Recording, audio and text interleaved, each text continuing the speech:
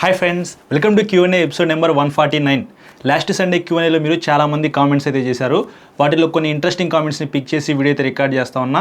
First comment చూసుకున్నట్లయితే సాయి భార్గవ్ అయితే అడిగారనమాట, bro Aprilia Storm 125 2025 model review చేయండి బ్రో అని చెప్పేసి. బ్రో ఆల్రెడీ మన ఛానల్లో వీడియో ఉంది, కాకపోతే అది చాలా పాతదనమాట. కొత్త వెహికల్ మీద నేను ఎందుకు వీడియో చేయట్లేదంటే అది మైలేజ్ అయితే ఇవ్వదు. సో అప్రిలా వెహికల్స్కి కొంతమంది సపరేట్ ఫ్యాన్ బేస్ అయితే ఉండిద్ది అనమాట. ఆ వెహికల్ చూడగానే కొనుక్కోవాలనిపించింది, బట్ రియాలిటీలో మనకి మైలేజ్ అయితే రాదు. ఒకవేళ ఏమైనా అయిందనుకోండి, స్పేర్స్ కూడా మనకి అవైలబిలిటీలో ఉండవు అనమాట. ఓన్లీ షోరూంలోనే మీరు పర్చేస్ చేయాలి. షోరూంలో మీకు కాస్ట్ అయితే ఎక్కువ అవుతాయి, అంటే మెయింటెనెన్స్ అయితే ఎక్కువ అవుతుంది అనమాట. సో అందుకే నేను రివ్యూ చేయట్లేదు. కానీ మన ఛానల్లో పాత వీడియో ఒకటి ఉంది. సో స్పెసిఫికేషన్స్ పరంగా డిఫరెన్సెస్ అయితే ఏమీ ఉండవు, చిన్న చిన్న మార్పులు అయితే జరిగి ఉండొచ్చేమో మరి 2025లో. కుదిరినంత వరకు ట్రై చేస్తాను, బట్ నేనైతే అది మీకు సజెస్ట్ చేయను కొనుక్కోమని చెప్పి. కానీ మీరు కొనుక్కోవాలనుకుంటే కొనుక్కోవచ్చు. నెక్స్ట్ కళ్యాణ్ అయితే కామెంట్ చేశారు, MT-15 బ్రేక్ ప్యాడ్స్ ఎన్ని కిలోమీటర్స్కి చేంజ్ చేయాలి, షోరూంలో వేయించాలా, బయట తీసుకోవాలా, ఏది బెటర్, ఆన్లైన్లో పర్చేస్ చేయాలా అని చెప్పేసి. బ్రో మీరు ఎక్కడ పర్చేస్ చేసినా సరే మనకి బ్రేక్ ప్యాడ్స్ అయితే అవే వస్తాయి అనమాట. కాకపోతే మీరు ఆఫ్టర్ మార్కెట్ పర్చేస్ చేస్తే కొంచెం డూప్లికేట్ వచ్చే అవకాశం అయితే ఉంది. మీరు డైరెక్ట్గా షోరూంలోనే పర్చేస్ చేయండి. నాకు తెలిసి ఒక 200-300 రూపీస్ ఎక్కువ ఉన్నా సరే అది మనం పద్దాకలా వేయించాం కదా, షోరూమ్కి వెళ్ళినప్పుడు హ్యాపీగా బ్రేక్ ప్యాడ్స్ అయితే చేంజ్ చేయించుకోండి. నాకు తెలిసినంతవరకు ఒక 1500 to 2000 రూపీస్ లోపు ఉండొచ్చు అనుకుంటున్నాను, ఎందుకంటే నేను MT-15 యూజ్ చేయలేదు కాబట్టి. ఎగ్జాక్ట్ ప్రైజ్ అయితే నాకు తెలియదు. ఒకసారి మీకు దగ్గరలో ఉన్న యమహా షోరూమ్కి అయితే వెళ్ళండి, వాళ్ళు చెప్తారు ప్రైజ్ అయితే. ఇంకా ఎన్ని కిలోమీటర్లకి మార్చాలి అనే దాని గురించి మాట్లాడుకున్నట్లయితే అది మీరు తిరిగే దాన్ని బట్టి ఉండిద్ది. సో కొంతమంది ఎక్కువ తిరిగినా సరే బ్రేక్స్ ఎక్కువ యూజ్ చేయరు. సో అక్కడెక్కడో ట్రాఫిక్ ఉందనుకోండి, ఇక్కడే స్లో అయిపోతారు, అక్కడికి వెళ్ళేటప్పటికి లైట్గా అట్లా బ్రేక్ ప్రెస్ చేస్తే సరిపోయింది. కొంతమంది ఎలా యూజ్ చేస్తారంటే స్పీడ్గా వెళ్ళిపోయి ఎదురు లారీ కానీ బస్సు కానీ ఉందనుకో అక్కడ బ్రేక్ నొక్కుతారనమాట. సో అప్పుడు మనకి కొద్దిగా ర్యాష్ డ్రైవింగ్ లాగా అయితే ఉండేది. అలాగే బ్రేక్స్ కూడా త్వరగా అరిగిపోయే అవకాశం అయితే ఉంది. So it depends on riding, మీ ఇష్టం, మీరు ఎట్లా యూజ్ చేస్తారో ఒకసారి చెక్ చేసుకోండి. నేను ఎక్కువగా స్పీడ్గా వెళ్తాను, అక్కడికక్కడే బ్రేక్లు యూజ్ చేస్తాను, ఎక్కువగా యూజ్ చేస్తానంటే మాత్రం ఖచ్చితంగా మీరు త్వరగానే మార్చుకోవాలన్నమాట. ఎప్పుడు అరిగిపోతే అప్పుడు మీరు బ్రేక్ ప్యాడ్స్ మార్చుకోవటమే. అది మీరు డైలీ చెక్ చేసుకుంటూ ఉండండి. డిస్క్ బ్రేక్ దగ్గరికి కూడా వెళ్ళి ఆ బ్రేక్ మీద ఏమైనా గీతలు ఉన్నాయో లేదో కూడా చెక్ చేసుకోండి. ఎందుకంటే బ్రేక్ ప్యాడ్స్ అరిగిపోయినా సరే కొంతవరకు బ్రేక్స్ అయితే పడతాయి అన్నమాట, కానీ డిస్క్ అరిగిపోవడానికి ఛాన్సెస్ ఉంటాయి. సో డిస్క్ అరిగిపోకుండా కూడా చూసుకొని బ్రేక్ ప్యాడ్స్ అయితే మార్చుకొని వాడుకోండి వెహికల్ అయితే. నెక్స్ట్ హరీష్ అయితే కామెంట్ చేశారు, పల్సర్ N160 సింగిల్ సీట్ మీద వీడియో చేయి బ్రో అని చెప్పేసి. Bajaj Pulsar N160 single seat మీద ఒక 10 days లోపు మీరు మన ఛానల్లో వీడియో అయితే చూస్తారు. కొన్ని వీడియోస్ అయితే పెండింగ్లో ఉన్నాయి. లాస్ట్ వీక్ అంతా మేము కార్ షూట్లో బిజీగా ఉన్నాము. 1 by 1 అయితే మీకు లైవ్ అవుతున్నాయి కాబట్టి కొంచెం వెయిట్ చేయండి బ్రో. మన ఛానల్లో క్లియర్గా నేను వీడియో రికార్డ్ చేసి అప్లోడ్ చేస్తాను. అందులో కొద్దిగా పెర్ఫార్మెన్స్ అయితే తగ్గింది అంటున్నారు. సో తగ్గిందా పెరిగిందా, బ్రేక్స్ పెర్ఫార్మెన్స్ ఏంటి, హ్యాండిల్ కంఫర్ట్ ఏంటి, మొత్తం మాట్లాడుకుందాం ఆ వీడియోలో. సో దాన్ని బట్టి మీరు ఆ వెహికల్ కొనుక్కోవాలా లేకపోతే upside down suspension split సీట్తో ఉన్న N160 కొనుక్కోవాలనేది ఒక క్లారిటీ అయితే వస్తుంది. కాబట్టి కొంచెం వెయిట్ చేయండి. కొంతమంది తెలుగులో కూడా అప్లోడ్ చేస్తూ ఉన్నారు. సో మీ ఇష్టం, మీరు కొనుక్కోవాలనుకుంటే ఆ వీడియోస్లో మీకు కావాల్సిన ఇన్ఫర్మేషన్ ఉంటే మీరు అది కొనుక్కోవచ్చు. లేదు నా వీడియో కోసం వెయిట్ చేస్తానంటే కొంచెం వెయిట్ చేయండి. నెక్స్ట్ హనుమాన్ అయితే కామెంట్ చేశారు, అన్న నేను June 24, 2024లో హోండా లివో ఈఎంఐలో బండి తీసుకున్నాను. 7 months అయింది. నాకు ఈ బండి నచ్చలేదు. ఈ బండిని షోరూమ్కి రిటర్న్ ఇచ్చేసి హోండా యూనికాన్ తీసుకునే ఛాన్స్ ఉందా, వాళ్ళు తీసుకుంటారా లేదా అని చెప్పేసి కామెంట్ చేశారనమాట.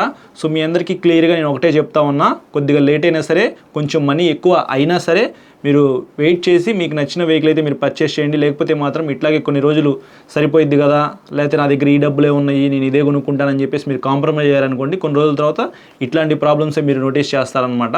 సో లివో ఇప్పుడు మీరు ఈఎంఐలో కొనుక్కున్నారు, 24 months కానీ 30 months కానీ 12 months కానీ ఎంతైనా సరే బ్రో, మీరు ఈఎంఐ పెట్టుకున్నారు కదా, ఈఎంఐ అయ్యేదాకా ఆ వెహికల్ అయితే మీరు ఎవరికి సేల్ చేయలేరు. ఒకవేళ ఎవరికైనా అమ్మాలనుకోండి, వాళ్ళు ఖచ్చితంగా ఎన్ఓసి అయితే అడుగుతారు. మీరు 90 అయితే వేయాలి, వాళ్ళు కూడా 90 వేయాలి. అప్పుడే మీ పేరు మీద నుంచి వాళ్ళ పేరు మీదకి అయితే వెళ్ళిద్ది. ఈ ప్రాసెస్ జరగాలంటే ఖచ్చితంగా ఎన్ఓసి అయితే ఉండాలి, నో అబ్జెక్షన్ సర్టిఫికేట్. అది మీకు ఫినాన్స్లో ఉంది కాబట్టి ఫినాన్స్ వాళ్ళు అయితే ఇవ్వాలి. మొత్తం అమౌంట్ కడితేనే మీకు ఎన్ఓసి అయితే ఇస్తారు. సో మీకు ఒకటే ఒక ఛాన్స్ అయితే ఉందన్నమాట. మీ దగ్గర డబ్బులు ఉంటే మొత్తం తీసుకెళ్ళిపోయి ఫినాన్స్ వాళ్ళకి ఇచ్చేసి అది ఈఎంఐ అయితే క్లోజ్ చేసేసుకోండి. అప్పుడు ఎన్ఓసి తీసుకొని వచ్చిన తర్వాత షోరూమ్కి ఇవ్వండి, వాళ్ళైతే ఆ వెహికల్ తీసుకొని మీకు కొంత అమౌంట్ అయితే ఇస్తారు కదా, దాన్ని మీరు డౌన్ పేమెంట్ కింద కట్టి యూనికాన్ అయితే కొనుక్కోవచ్చు. లేదనుకుంటే మీ ఫ్రెండ్స్కి అయితే ఆ వెహికల్ సేల్ చేసేసేయండి. ఆ అమౌంట్ తీసుకుని వచ్చేసి ఈఎంఐ క్లియర్ చేసేసుకొని మిగతా అమౌంట్ ఏమైనా మిగిలితే అప్పుడు డౌన్ పేమెంట్ కట్టి యూనికాన్ కొనుక్కోవచ్చు.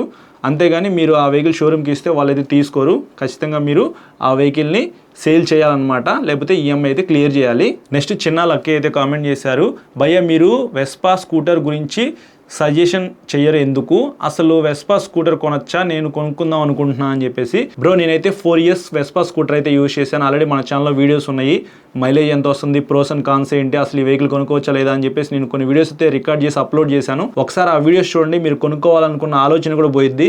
ఎందుకంటే వెస్పా స్కూటర్కి అంత మెయింటెనెన్స్ అయితే ఉండిద్ది. ఫర్ ఎగ్జాంపుల్ ఒక 1 year తర్వాత మీరు వెస్పా స్కూటర్కి టాప్ ఎండ్ వేరియంట్ పర్చేస్ చేస్తే దాంట్లో రేడియల్ టైర్స్ అయితే వస్తాయి కాబట్టి అరిగిపోయింది అనుకోండి టైర్, అది మీరు మార్చుకోవాలనుకుంటే కొద్దిగా కాస్ట్ అయితే ఎక్కువ అవుతుంది అనమాట. అంత తొందరగా కూడా దొరకవు మీకు.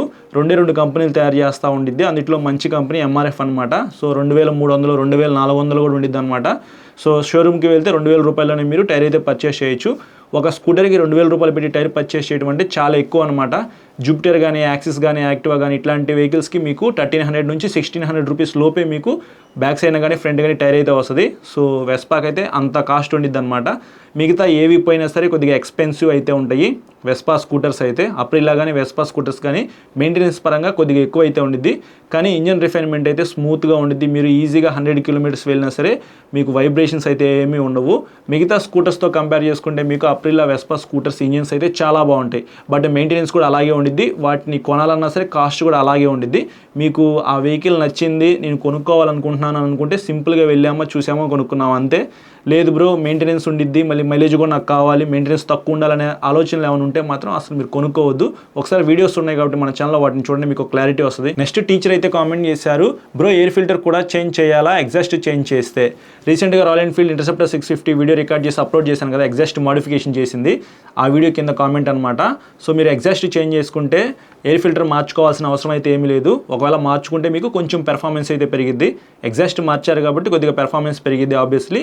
ఎయిర్ ఫిల్టర్ కూడా మార్పిస్తే కొంచెం పెర్ఫార్మెన్స్ అయితే ఎక్కువ ఇంక్రీజ్ అయ్యిద్ది అనమాట. అంటే మీ వెహికల్ లోపలికి ఎయిర్ అయితే ఎక్కువ వెళ్ళిద్ది. సో ఇంజిన్ లోపలికి ఎక్కువ ఎయిర్ వెళ్ళడం వల్ల మీకు కొంచెం పెర్ఫార్మెన్స్ పెరిగిద్ది. అలాగే సౌండ్ కూడా మారిపోయింది అనమాట ఎయిర్ ఫిల్టర్ మార్చడం వల్ల. సో మీకు పెర్ఫార్మెన్స్ కావాలి, మైలేజ్ రాకపోయినా పర్వాలేదు, సౌండ్ ఎక్కువ ఉండాలి అని అనుకుంటే అప్పుడు మీరు ఎగ్జాస్ట్ అలాగే ఎయిర్ ఫిల్టర్ మార్చుకొని వాడుకోవచ్చు. ఫైనల్గా శ్యామ్ ప్రసాద్ గారు అయితే కామెంట్ చేశారు, సేమ్ ఇంటర్సెప్టర్ 650 వీడియో కిందే ఇంకొక కామెంట్ అనమాట. ఈ ఎగ్జాస్ట్ వాడితే ఫైన్ పడుతుంది కదా అని చెప్పేసి. ఖచ్చితంగా మీరు స్టాక్ ఎగ్జాస్ట్ రిమూవ్ చేస్తే మాత్రం వేరే ఆఫ్టర్ మార్కెట్ ఏ ఎగ్జాస్ట్ వేయించుకున్నా సరే ఖచ్చితంగా ఫైన్ అయితే వేస్తారు పోలీసులు వాళ్ళు చూస్తే. సో మీరు మార్చుకుంటే మాత్రం డీబీ కిల్లర్ అనేది రిమూవ్ చేయకుండా వాడుకోండి, అప్పుడైతే మీకు ఎక్కువ సౌండ్ రాదు కదా. ఇంకొకటి ఏంటంటే డీబీ కిల్లర్ రిమూవ్ చేసి మీరు వాడాలి అని అనుకుంటే హైవే మీదకి వెళ్ళినప్పుడు డీబీ కిల్లర్ రిమూవ్ చేసి ఆ డీబీ కిల్లర్ అనేది మీ బ్యాగ్లో పెట్టుకొని రైడ్కి అయితే వెళ్ళండి. సో కొద్దిగా సౌండ్ అయితే ఎక్కువ వస్తుంది, పెర్ఫార్మెన్స్ కూడా మీరు హైవే మీదే బాగా ఎంజాయ్ చేస్తారనమాట. పబ్లిక్ ప్లేసులకు వచ్చినప్పుడు మాత్రం ఇట్లా యాక్సిలేటర్ అయితే ఎక్కువ ఇవ్వద్దు, పబ్లిక్లో సౌండ్ అయితే చేయొద్దు. పోలీసుల దగ్గర చేశారనుకోండి పట్టుకుంటే అంతే సంగతులు. సో జాగ్రత్తగా రైడ్ చేసుకోవాలి ఆఫ్టర్ మార్కెట్ ఎగ్జాస్ట్ మార్పిస్తే మాత్రం. సో ఇది ఓవరాల్గా ఈ సండే Q&A అయితే ఇంట్రెస్టింగ్గా ఉందని చెప్పేసి అనుకుంటున్నాను. నచ్చితే లైక్ చేసి మీ ఫ్రెండ్స్ అందరికీ షేర్ చేయండి. మీకు ఏమైనా డౌట్స్ ఉంటే మాత్రం ఈ వీడియో కింద కామెంట్ చేయండి, నెక్స్ట్ సండే పిక్ చేసి ఆన్సర్ చేస్తాను. చాలామంది సబ్స్క్రైబ్ చేయకుండా చూస్తున్నారు, సబ్స్క్రైబ్ చేసుకుని పక్కన బెల్ ఐకాన్ అయితే క్లిక్ చేసి పెట్టుకుని నేను వీడియో పెట్టిన వెంటనే మీకు నోటిఫికేషన్ వస్తుంది. Thank you.